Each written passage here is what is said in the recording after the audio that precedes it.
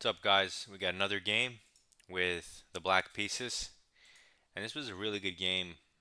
Um, Almost for 48 move game, almost perfect, except for one blunder. One blunder that my opponent did see um, until I unleashed a 9 move combination to put him away, which is pretty cool.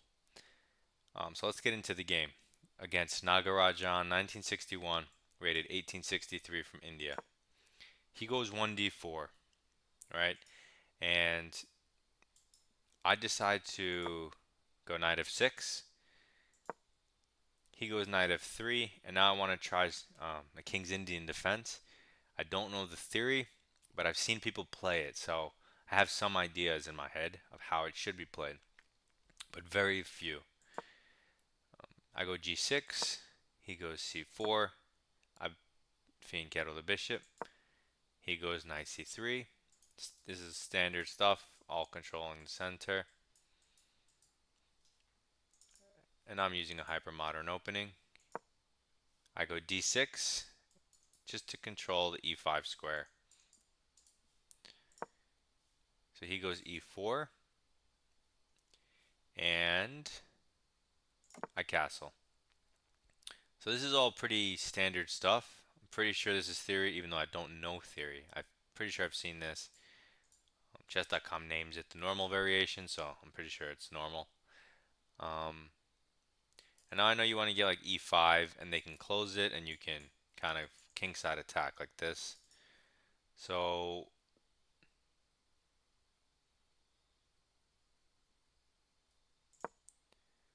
he goes bishop e2. And also, I guess I should mention, if they push e5 here, you take the pawn.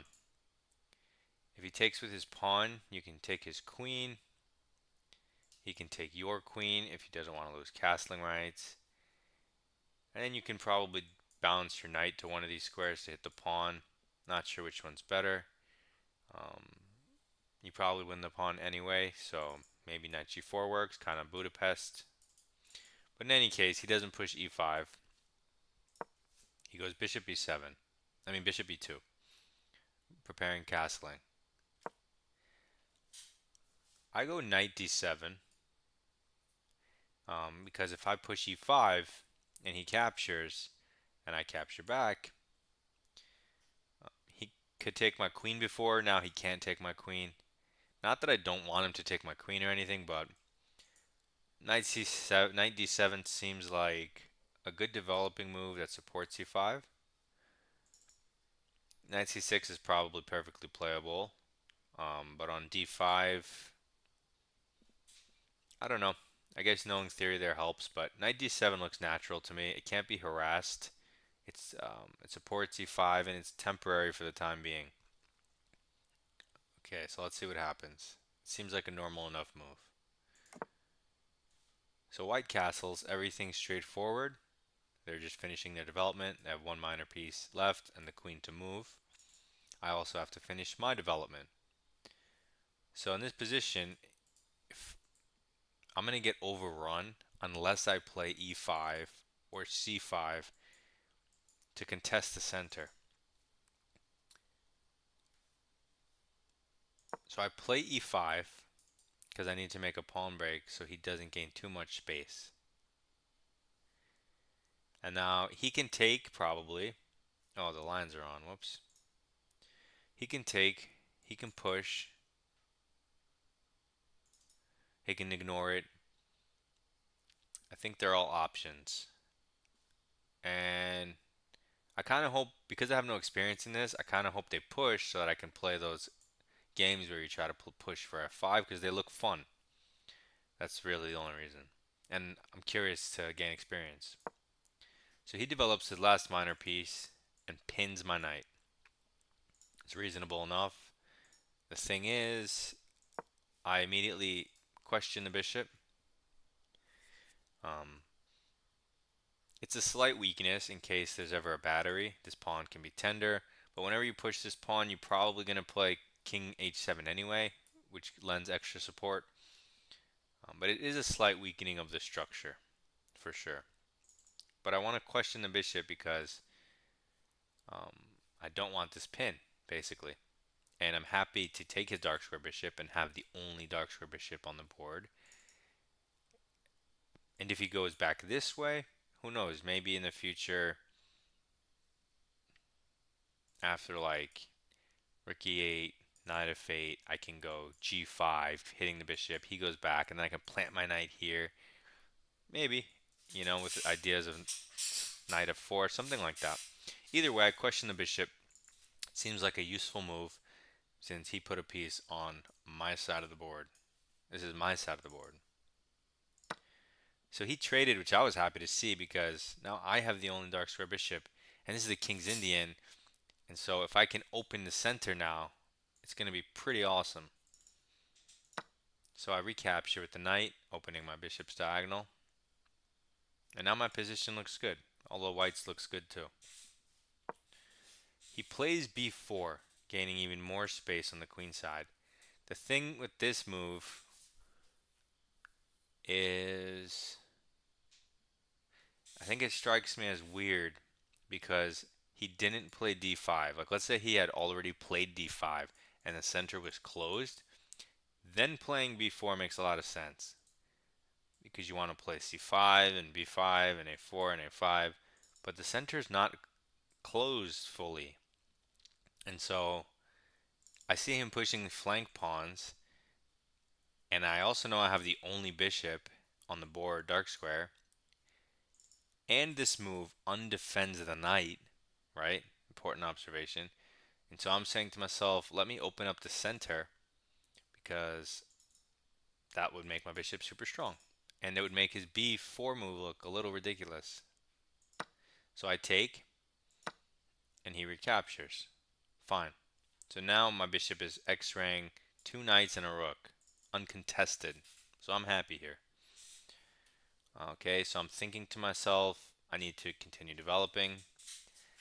This light square bishop, you can't go to any of these. Bishop d7 is like a fake developing move. It's almost like so you can tell your mom you moved your bishop, but it doesn't do anything. It might even be better on c8, but that's besides the point. So I'm not moving my bishop yet. So I know I have at least one definite improving move, rook e8. So I do this. It immediately takes the semi-open file, immediately increases the activity of my position, and it creates an immediate threat of taking the pawn. He defends the pawn. I'm not a big fan of defending from the f3 square as opposed to the d3 square. I feel like this is where a knight belongs, and it just looks awkward staring directly into his pawn like that. I guess if his idea is to fianchetto and eventually push one day, it makes more sense. But as it stands for this turn, it looks a little funny. Okay, so once again, I can't really develop my bishop. The queen doesn't really make sense.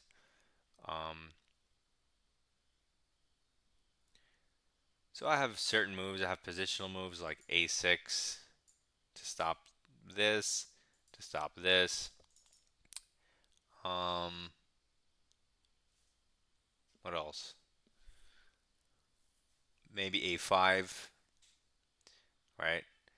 Attacking this pawn that he moved up and increasing the activity of my rook. Those are moves. I decided to control the center and this square by playing c6.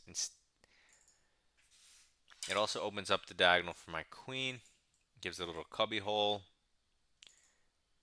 I like this move because it controls this square, it controls this square. The thing I don't like about this move is maybe on b4, I mean b5, it's a little weird because you don't want to take, right? Bring a knight in and have an isolated pawn. That's just bad. And so you have to push, kind of, more or less. And that kind of gives him this square. I mean, he has to move the knight, but then kind of gives him this square for his piece. It's not the biggest deal. You also have this, you have the diagonal. You're still probably better there. It's a little weird though to push this pawn when I want to control the square. So maybe a6, because in this case it's no big deal. You just take, and you don't ruin your pawn structure like if you took with the c pawn. And if you took, it would just open up your rook. So yeah, a6 I like in hindsight. A5 I like, and maybe a rerouting of this knight. Like this bishop is really strong, but the knight's in the way. And also because this bishop's on an awkward square, maybe like knight d7 to e5, something like that. Or knight d7 and then a5, and maybe you try to carve out, get him to push or take and carve out the c5 square. Or c5 or e5. Maybe that's a move. But I played c6. Nothing wrong with it. Um, just showing you the different options in the position. So he goes rook e1, protecting his pawn, developing a piece. Makes sense.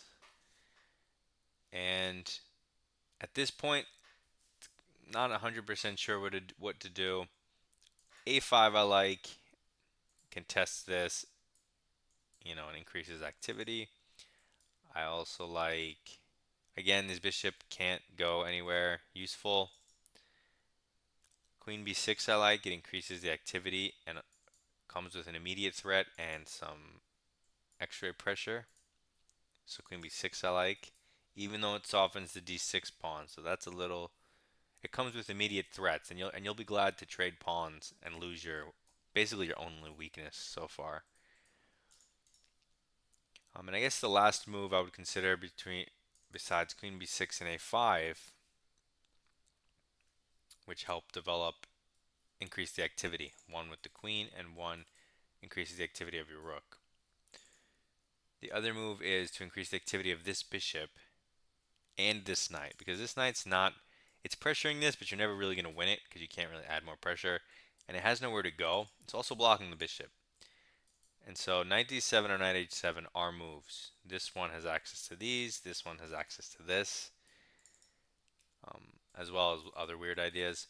But I played the more normal knight d7, and it looks like a retreating move. I mean, it is a retreating move, but now look at this bishop. Its value just skyrocketed, and this knight's getting ready to go to a better square with threats, right? Um, and so instead of trying to force like a bishop development or a random queen move that you're not sure if what it does, this knight d7 has concrete ideas. This thing is a beast. Improvement of the knight. He can't play f4 anytime soon. Very nice. Okay. So he moves his rook out of the line of fire. It may have looked like a random move, but it's kind of semi-developing out of the line of fire and protects the knight, which the bishop x-rays. So it makes sense verbally, logically. So in this position, again, can't move the bishop. You don't want to develop it this way and weaken this pawn, right? And besides, what's it doing here? Nothing. So it definitely belongs on this diagonal, but it's fine. When the knight moves, it actually has a lot of influence from its starting square. So forget the bishop for now. This rook, again, we can go a5, increase the activity, and challenge this ridiculous queenside. We can increase the activity of our position by going knight e5. So knight e5, a5, queen b6. All of these increase the activity of our position, right? Hopefully you can kind of see that. So I go queen b6. Immediately threatening the knight and the pawn. They're both hanging, right? There's not many moves that can protect both simultaneously.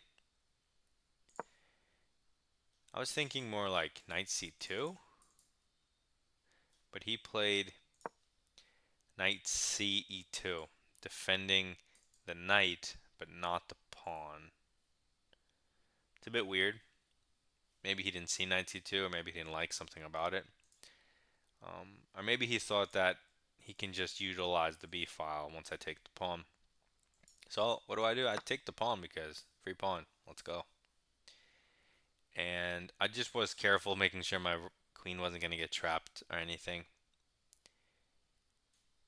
And even I saw that the reason I took the pawn was precisely because my bishop was still on c8. Had my bishop been developed, right? Then the b7 pawn would have been unprotected. And so if this bishop was, let's say, here, after I capture the pawn, he swings the rook over. Yes, maybe this pawn's hanging in this specific scenario, but even so, if he gives up a second pawn and he takes this pawn, yeah, I'm up a pawn, but now my entire position collapsed because this pawn loses its support and this pawn is backwards, and there goes my advantage. But because his bishop's here, I know he never can take this pawn, and so I'm happily taking the pawn with my queen. Otherwise, I don't like to take b pawns, but in this case, because my bishop's here, I took it. Okay. He moves his knight to a defended square and out of the line of fire, so now my bishop hits nothing, but still controls lots of important squares. Okay, so now in this position, how do I increase my piece activity? Well, bishop can be better, knight can be better, rook can be better. So candidate moves. a5, can't move the bishop. Knight e5. What do? Knight e5 because it comes with immediate threats, whereas a5 does not. Knight e5. It puts a second attacker on the pawn, as well as threaten to win the bishop pair and ruin the pawn structure. So we choose this move. How does white respond? How can he defend both things? Well, you really can at this point. So he chooses, I mean, instead of playing queen c2, let's say to defend the pawn, because you kind of have to give up the bishop anyway and ruin your structure, he plays c5 trying to save the pawn somehow, which I thought was super weird because now I just take the bishop with check. He has to recapture, and now I just take c5. And I remove my weakness. And so I guess he did it because he knows that now he's going to recapture, and so it's not a lost pawn. However, I removed my weakness and in return got this open file. So that's win-win for me. So he recaptures with the knight. And I'm looking at this position and I'm thinking, okay, I'm better. I have a compact structure, but it's powerful because the lines are open. And my queen is super active, whatever. And so my pieces just cover a lot of the board. But I need to get this rook into play and this bishop improved. How do I do that when his knight is pressuring my pawn, so my bishop can't move, and his queen's super precarious because at any moment a rook's coming over to add a second attacker, and once again, I don't want to lose the b pawn because then I'll definitely lose the c pawn, and then it's just kind of an even-ish game. And so I immediately try to get my queen, because it doesn't really have squares, out of danger. So I go to queen a5, right? Because it gives me the home diagonal, and these squares are all good for the queen. And now it's prophylactic because now if he goes rook b1, I don't have to move the queen, and I now can use that tempo to not lose this pawn, right? Because if I moved like h5 last turn and he moves his rook, my queen's hit, move the queen somewhere, he wins a pawn. Okay, so I go queen a5, saving the queen, getting out of trouble. He develops his queen, reinforces the knight one more time. I feel like it was more of like a get your queen off your starting square and defend the a2 pawn, right? Because when I went queen a5, I'm going to be honest, it was to have this diagonal to be safe and to not lose my b pawn. It was not to take the a2 pawn. I'm already up a pawn. I have the bishop pair. I have more active pieces. I don't want any more stuff. I just want to trade and play pawn up against this structure endgame, and I'll win. I don't want to take other pawns and activate his rooks and queens and give him all this pressure. That's ridiculous. But he defended anyway, which makes, I'm happy to see. And now once again, he has his most active piece on my side of the board. That's annoying. So what do? I kick it. And not only does this force his only active piece, or most active piece, to go back, it also creates a second avenue for this bishop. Finally, on move, 20 to get in the game. So he retreats, but he does so with tempo. This simultaneously hits the queen and the pawn with a double stack. I don't want to lose my queen, and I also don't want to lose this pawn. It's not the end of the world if I lose this pawn. Material would then be even. I would have the bishop pair, better structure, fine. But no reason to lose it because I can move my queen with tempo to one of these squares. So I give a check because that's the most forcing. He has to move his king out of the way. And now this pawn's hanging. I can choose not to lose it, or I can choose to sacrifice it and perhaps target the weak pawns around the king with like queen h5. So like if he took, that would be bad. I would take with check. He'd go over. God only knows. I'd probably just rook lift, sack this rook, and is that even mate? Yeah, that's mate. Go for something crazy. But in any case, I'm looking at this and I'm saying this is a pass pawn. It's a 3-on-1, and even if I could, let's say, win 2 pawns in this move, let's say I can take this queen and win like a pawn here and a pawn here, I still wouldn't take 2 of your pawns because I noticed I could push c5. What is c5? Why is c5 to me so strong in my mind? Not only is it a protected pass pawn, so it's invulnerable basically, but once I play c5, instead of going up 2 points of material, right? So instead of increasing the ratio of material between me and my opponent that way, I am increasing the relative activity between me and my opponent to increase my ratio. So basically this one move not only saves the pawn, which isn't where the value comes from, it comes from the fact that both these 14 points of material were focused and active only with this pawn. Now these 14 points not doing nearly as much, not worth 14. This knight main jump and this knight's main jump now taken away by this pawn. 6 more points of material. So 20 points of material stifled by this single pawn push.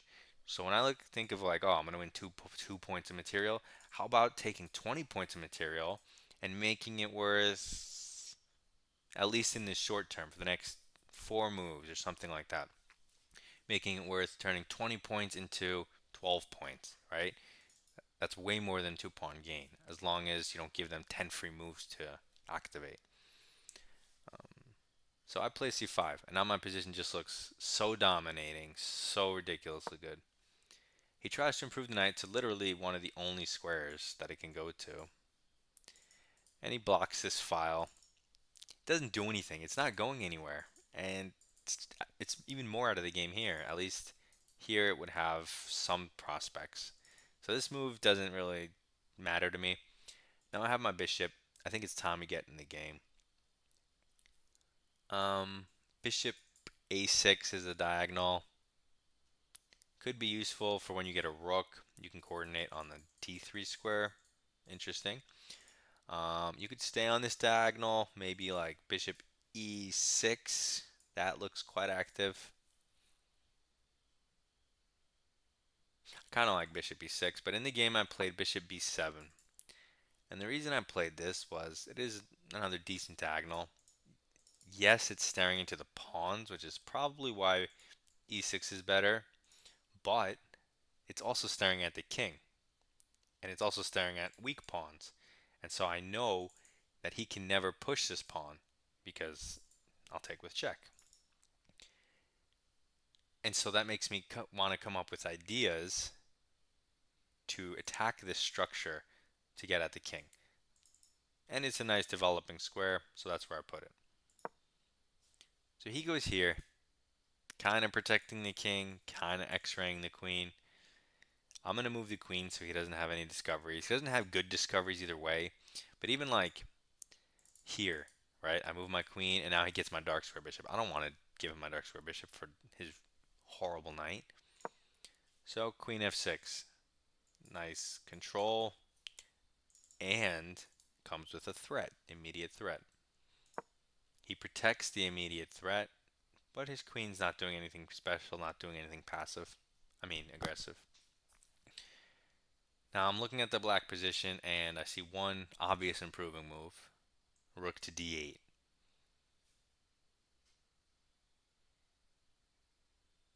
Okay, rook to d8 is a move. Other candidate moves. There's really not many. Maybe you move the queen somewhere to reopen the bishop, because queen's kind of funny. Rook a d8 makes the most sense. Mm, it's actually funny because in this moment, I think you can play c4. He can't take with the rook because of this pin. He can't take with the queen, or he could, but then check, and then this, and that's pretty funny.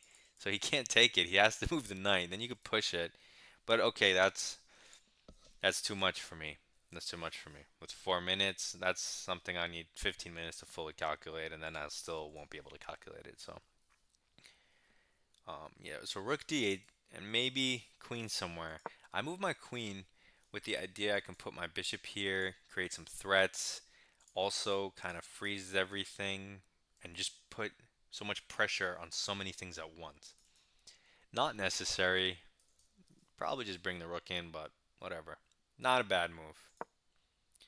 So he takes the open d file.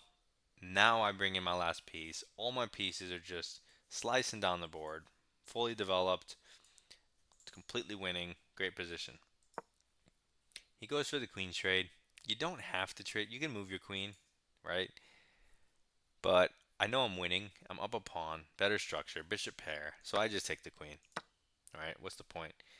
And I also calculated that after this, my idea of putting this here comes to fruition. And now I can play f5. He can't take with the knight because he loses the knight. If he takes with the pawn, he loses the game. So he essentially can't take. And now I'm putting pressure. Nice coordination. Very good. He retreats his knight, opening up an attack on this pawn. I could probably just sack the pawn. Like I could take here and let him take and take. But I saw no need to, because at the end of the day, he can't take my pawn. Still. And the king is a piece. It is the endgame. He has no bishops. Well, it's kind of an endgame. He has no bishops. So I'm going to go king f7. Protect this pawn. He can't get at my king. Increases king activity. And all my threats are still on. So I like that move. He plays h4 because he doesn't have anything else to do. h4 doesn't really do anything because I can always push past or let him take. It makes no difference. But now I have the opportunity. I'm going to take the pawn. Right? Now if he takes the pawn back, that would be a very bad move because I take with check and the activity of my pieces is ridiculous. So to decrease the activity of my pieces, he pushes past. Now my bishop's staring into itself. Now my rook's staring into itself. So if you think in terms of piece activity, you might find the moves easier. So again, I want to increase my piece activity because he has no threats. Or threaten something. Threaten something. If I can't threaten stuff and attack, improve the piece activity. Or do both. So what does that mean? Okay, bishop is staring into its pawn. Candidate moves. Bishop here comes with an attack and increased piece activity. Bishop here comes with increased piece activity, no attack, but they're both decent moves. What other moves? This bishop's good. You can go here though because it comes with an attack. one that's quite hard to meet because this fails to this, but comes with an attack, right? So these moves comes with attack, and then there's one last move, which is the one I played, that increases your activity and comes with an attack. What is it? Okay, rook d3, boom. Rook moves down the same file, important. And very important thing to notice is that he cannot take, because when I recapture, it opens up a check and he loses the knight. So I knew he couldn't take. So in my mind I said, wow, I get to increase my activity for free. Not for free, but like basically I get to increase my activity. And normally when you do this, they take the rook, right? But they can't take the rook. So that gives me a free doubling, which greatly increases my activity. So I'm like, oh, free doubling. Let's choose this over the other options because then all my pieces are going to look super gangster.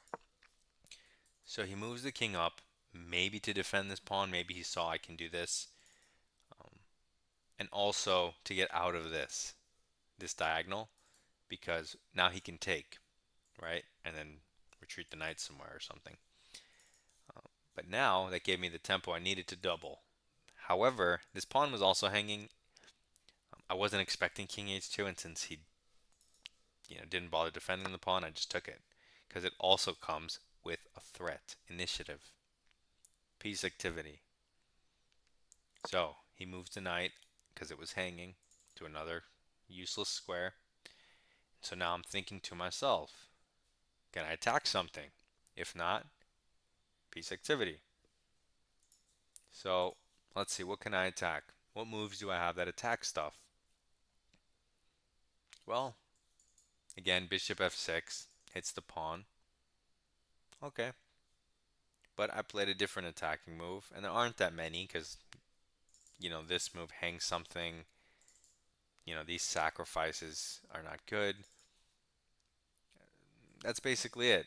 There's this move, and there's another move which I played, which is rook f3, hitting this pawn. And to defend the pawn, you would either have to go back or move a rook over. And in both cases, you end up trading a pair of rooks. And I'm up so much right now, 3 pawns, bishop pair, that if I can trade everything, I just insta-win. So he tries for his last ditch counterplay. Um, and a lower rated player would be like, oh my god, if he takes here, my king's out. I can't recapture with anything. What should I do? Should I take him? That brings his knight in. Should I push? No, I ignored it because who cares, right? And I'm going to take the free material that I've been preparing to take because he doesn't actually have a threat. He takes my pawn, but all this does is give me an invulnerable pawn. Like this pawn, at least white can take. This pawn, white can't take. So thank you very much for your invulnerable barricade. I'm just going to go here. Now my king is safer than ever. So now he's frustrated, but he gains activity, and that's what's important. Activity. And so far I played basically a perfect game, and here's my blunder. So I saw he was attacking both my bishops. I had a minute and 30 on my clock. I said, okay, I'll just move my bishop out of the way with tempo, no problem. And it would be no problem, except for the fact that I needed to throw in this check first to get the rook off this square. Why? Because after I do this, I actually blundered. Rook takes bishop. Check. If I take the rook back, he gives me the fork, and he just wins a bishop. So now I know I lost a bishop. But if I trade the rook, it's going to be harder for me to win. So I want as many pieces on the board as possible. I realized my blunder, but I didn't just go spiral down like a lot of people would. You know who you are. Instead of taking the rook and just being mad at myself and, oh, fuck this game, blah, blah, blah. Trade, trade, trade, trade. No, I kept the king on the board, the rooks on the board. He moved to the side. And basically, I was up 3 pawns, but I just blundered a bishop, so even, right? And at the end of the day, I would always rather have 3 pawns than a knight, because a knight can never win. It can only try to draw. So he gives me a check. I have 1 forced move. And now, once again, he was active, and that's what gave me these problems to begin with.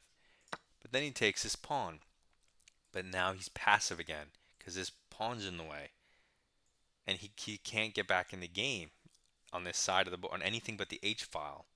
So now his rook is kind of out of play for the time being.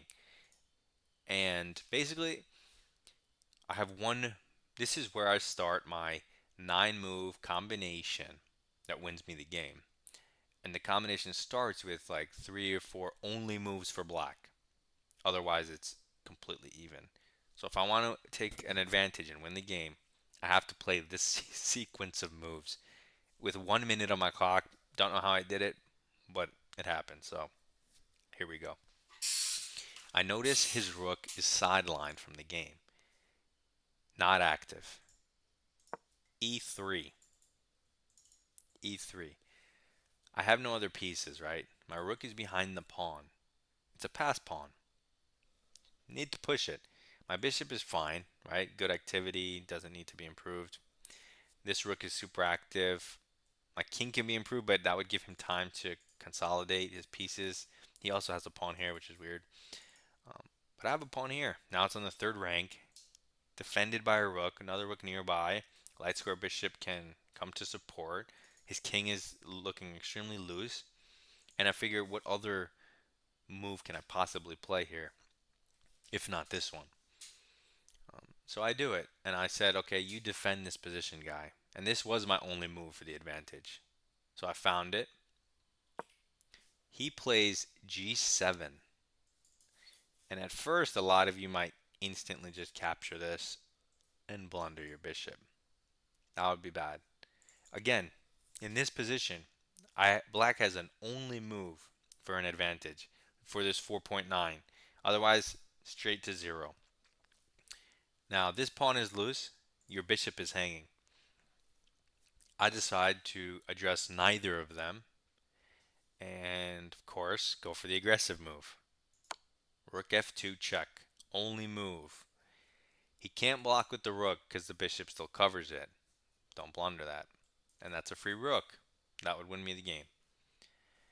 So I give him this check. He can't go back, and blocking just gives up a piece. So he's forced. Now check out this sequence that started with e3. E3, only move. He pushes, check, only move. He moves his king. Now again, at any moment, he can consolidate and get into the game. He's threatening to take my bishop. He's threatening to go rook h8. And when I take the rook, he's threatening to, I don't know, put this in front of the pawn. He's threatening to equalize and be perfectly fine. So I have to do something now and forcing. And so my 3rd forcing move, bishop d7, check. Again, his king can't go back, can't go here, can't interpose. Force move. Has to go up the board. What do? Have to continue this with forcing only moves, or I'm going to lose, or I'm going to lose my advantage. Check. I just keep cutting off escape squares and bringing it closer and closer to me, which is kind of funny. And he can't do anything about it because he keeps having only moves. And if he does other things, he might get mated because I have, the rook ladder supported by the bishop. Very dangerous. So now he has 2 options for his king. Of course, king g5 looks like it's going to run into some type of checkmating pattern, right? Because now his king can't go this way. You feel like if you go this way, the other rook's up. It's scary. So he goes king h5. And as you can see, it says mate in 11. This is crazy. Somehow I'm blitzing out these moves. What do? I continue the attack and continue forcing moves. Checks. And I'm just drilling his king with my active pieces. And what can he do here? He can move his king here, but that walks into God only knows what. This is checkmate then? Yeah, he walks into checkmate. So he has to sack the knight to avoid checkmate. And then now I just take the knight. He blocks with the rook to avoid checkmate again. I don't take the rook. Another forcing, brilliant move. Check. He can't block with this rook. He can't move his king. His only move is to block with this rook, which he does. And now I'm just saying, okay, I'll take everything. I take the rook, check. He's forced to recapture because it's check. Take the rook, check. Forced to recapture because it's check. And the ninth and final move of this sequence is, you find it here. Best move for black. Well, not the best, but most obvious winning move for black. Right. Sack the rook, which is hanging, and push the pawn. And he can't stop you getting a queen. And you win the game. The reason I said it's technically not best is because you could just bring the rook back and then get a queen and you still have a rook. So the computer might say that's best, but e3, e2 is way better. And that's the game. That was a near perfect King's Indian defense game. A lot of fun. Did blunder, but that's what happens with faded chess. So that was a good game. I played a bunch of games and I lost a bunch, so stay tuned for the future recordings where I go over other games and explain other things so that you can avoid my mistakes. All right. Good luck in your games, guys.